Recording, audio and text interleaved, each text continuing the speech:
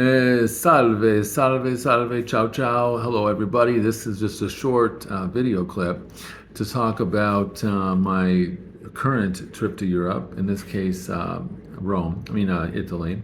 I've been to Italy three times, 2017, 2023, and 2024. I'm trying to talk fast because this camera video seems to cut me out at about 3 minutes, eh? It's rather obnoxious. I was just talking for 10 minutes and realized that it cut me off at 3. But anyway, we spent 3 days in Rome where the heat is always oppressive. Now, we come in the summer, so I've never been to Italy in November or February.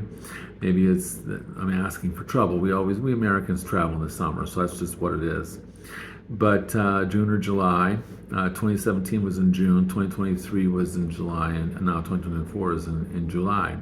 Very hot, very oppressive. It just feels heavy upon your shoulders, like you're walking out with the heaviest blanket you can imagine. That the heat presses down upon you. It's tangible. We went to the Vatican City, the Basilica, St. Peter's Basilica. The museum there. We went to El Colosseo, the Colosseum, the Forum, a gladiator experience, so that our young travelers were able to learn what a day of life would be like for the gladiators. They had an arena. They had looked like about 40 acres set up, with the various tools and swords you'd use to become a gladiator. They had a great time with that and got this Latin diploma. Had I known it would have ended up in this frameable thing, I would have actually participated for my diploma wall instead of sitting in the shade and taking pictures. But I didn't know that ahead of time. I do work for diplomas and certificates. This is what yours truly does. At night, for the first 3 nights, I was staying at a neighborhood hotel with a piazza nearby in a certain quarter of Rome, a certain area of Rome. It's called Hotel Villa Giulia, Ciampina, I think, Ciampina. And I want to find it again one day. But anyway, there was a gelato store, and I found a way to deal with the heat. So every night at 10 o'clock, because in my tour group they have free time after dinner from about 9 o'clock to 11. And I would walk out in that heat, and the gelato store was just like an eighth of a mile from my hotel room, and I would go in there and purchase 2 bottles of peach flavored iced tea, and I would get 1 scoop of peach gelato. Now, I thought it tasted like sorbetto. So I asked the ladies, because I speak to them in Spanish with a few little Italian words thrown in that I happen to know, and they speak to me with a few English words they happen to know and easily understandable Italian words. We make ourselves understood de fuerza, and it's kind of a fun thing. You can do it. And the word for peach in Italian is pesca. Pesca, I think I'm saying it right, pesca, without the pesca. And so I'd always ask for pesca. Crema? No, just solamente pesca. And I would get that, and I would sit outside in the heat and watch these Italians of all ages. There were kids on the playground. The piazza has the playground there. I mean, they're playing on the playground on swings till midnight. I mean, it's the heat of summer, and they're outside after dark when it's less hot. But less doesn't mean that much. It's still difficult.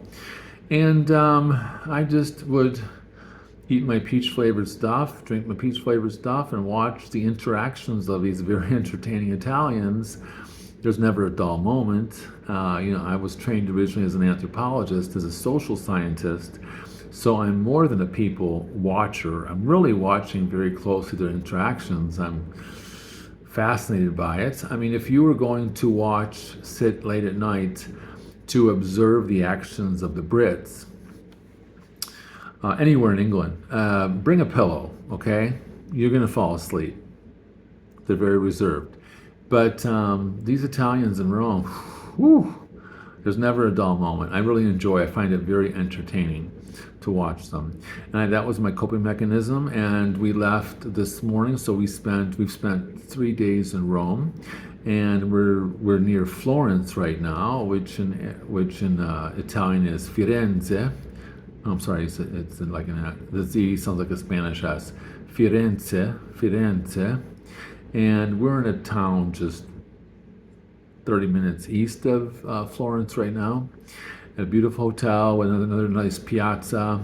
I was just out walking about after dinner, and Florence will be a great experience. I've been to Florence again twice before. I've always preferred Florence.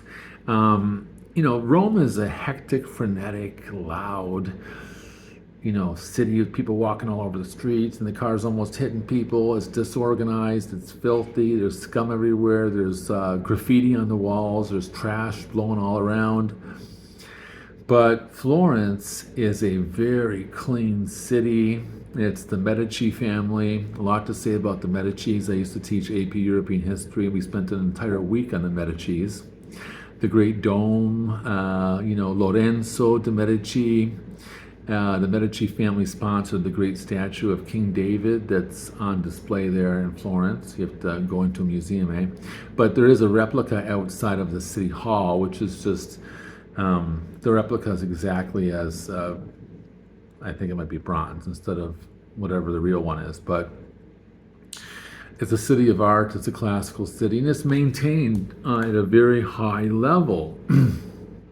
So we will be spending the entire day in Firenze, which is Florence, tomorrow. And then I think Monday, we're going to be, today's Saturday. Monday, we're going to be headed out of Italy into southern France to the French Riviera. We'll be following the whole coast on the south, and we're going to go to Avignon. Avignon is a papal palace. I've never been there. I've taught about Avignon, but I have not visited. Then we go on to Spain, Barcelona and Madrid. We're going to see flamenco dancing in Madrid. Now, I've been to France again many times, but I was always the north or central France, because that's where Paris is. I've been to the beaches of Normandy. That was in 2017, and every time I went to France, went to Paris.